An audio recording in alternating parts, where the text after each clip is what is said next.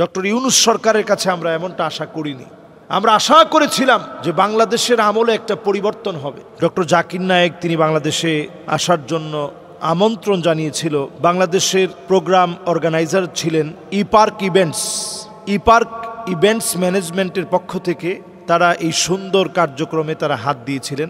ইপার্ক events management তারা অত্যন্ত আশা নিয়ে বাংলাদেশে অল্প কয়েকটা প্রোগ্রাম করানোর জন্য ওনাকে দাওয়াত করেছিলেন। বিভাগ ওয়াইজ হয়তো কয়েকটা প্রোগ্রাম হতো এবং তারা কিন্তু ফাইনালি কোনো কথা জাতির সামনে খুব অ্যালাউ করে অথবা খুব হাইলাইটস করে নিজেদেরকে প্রচার করবেন, ইপার্ক ইভেন্টস ম্যানেজমেন্ট এই কাজটা কিন্তু করে নাই। তারা কিন্তু পারতো, যখন থেকে দাওয়াত দিয়েছে বিশাল করে তাদের নিজেদের প্রচারণা এগুলাতে তারা মত্ত হয়ে যেতে পারত এবং ব্যস্ত থাকতে পারত। সেটা তারা না করে বরং তারা চেষ্টা করেছে যে একজন দায়ী আসবে, তাকে কিভাবে সুন্দরভাবে বাংলাদেশে ওয়েলকাম করা যায়। কিন্তু আমরা দেখেছি নানাভাবে কতজন আসলো, কোনো বাধা নাই। একজন দায়ী ইলাল্লাহ উনি আসতে পারল না, শুধুমাত্র বাংলাদেশে এই কথা বলা হলো যে উনি আসলে পরে ওনাকে সিকিউরিটি দেওয়া যাবে না। এই সিকিউরিটির বিভিন্ন দিক দেখিয়ে ওনাকে কিন্তু আসতে দেওয়া হলো না। আমরা এতে মর্মাহত হয়েছি। ডক্টর ইউনূস সরকারের কাছে আমরা এমনটা আশা করিনি।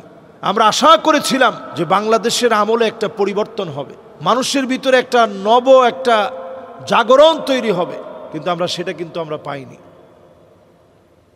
আসলে এটা বড় একটা জুলম,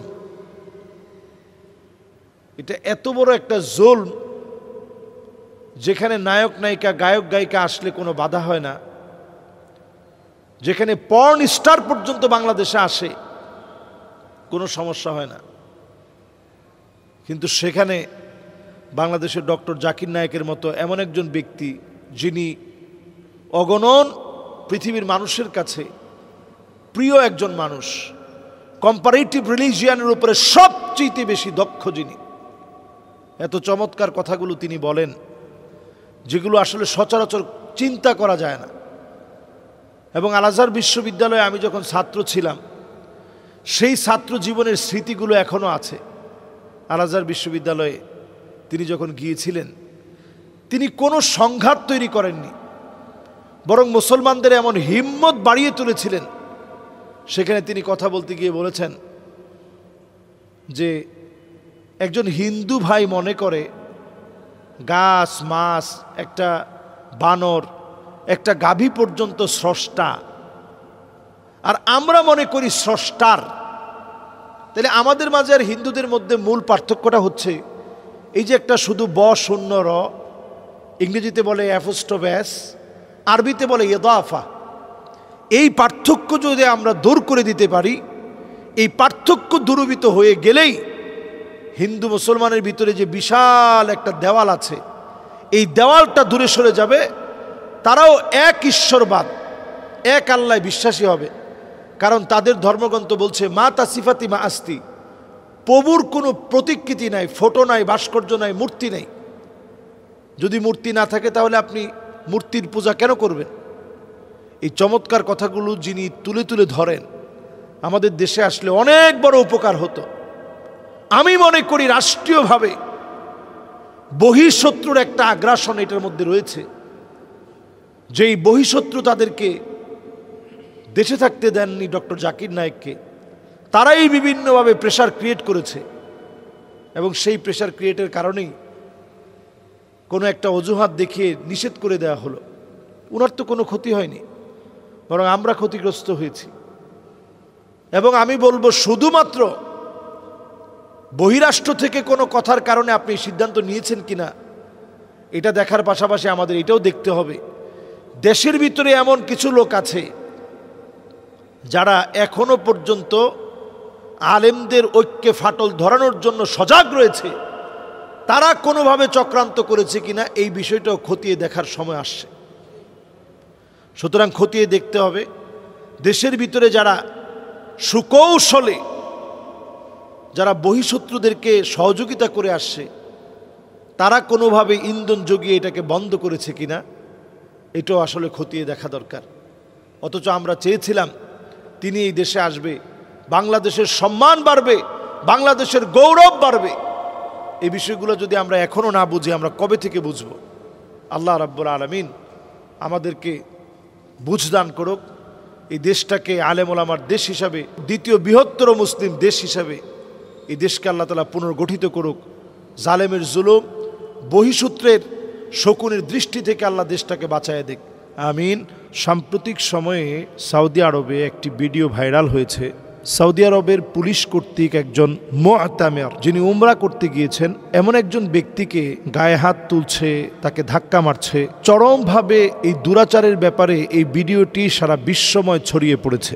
আসলে সৌদি আরবে কখনো কখনো এই জাতীয় ভিডিও আমরা প্রায় সময় দেখি, যার কোনোরূপ প্রতিকার পরবর্তী সময়ে কি পদক্ষেপ নেওয়া হয়েছে সেগুলো আমাদের চোখে পড়ে না।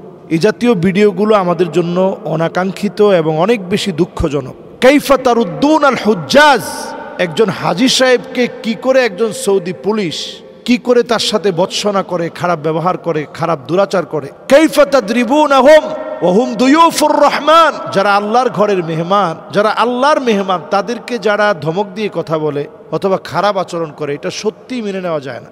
তবে এক্ষেত্রে একটা বিষয় বলে রাখা অত্যন্ত জরুরি। এমন কিছু জায়গা আছে যে জায়গাগুলোতে অনেক সময় দেখবেন দাঁড়ানোর কারণে অন্যান্য মানুষের নামাজের বিঘ্ন ঘটবে, অথবা এই পথটা বন্ধ করে দিলে অনেক মানুষ হয়তো নামাজ পড়তে পারবে না। এই কষ্টসাধ্য হওয়ার কারণে অত্যন্ত নিয়মতান্ত্রিকভাবে সৌদিতে এই বিষয়টাকে মেনটেন করা হয়।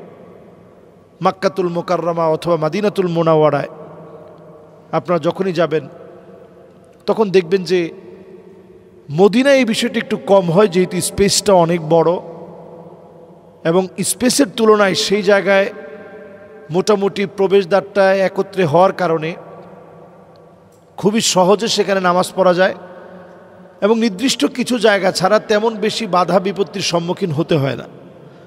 মাক্কাতুল মুকাররমায় প্রবেশদ্বার অনেকগুলো হওয়াতে যখন আপনি বিভিন্ন জায়গা থেকে বিভিন্ন প্রবেশদ্বার দিয়ে যখন প্রবেশ করবেন, নির্দিষ্ট সময়ে নামাজের আগ মুহূর্তে অনেকটা জায়গা বন্ধ করে দেওয়া হয়, যাতে করে এখানে বিশৃঙ্খলা সৃষ্টি না হয় এবং যেন বের হওয়ার পথটা যেন ঠিক থাকে।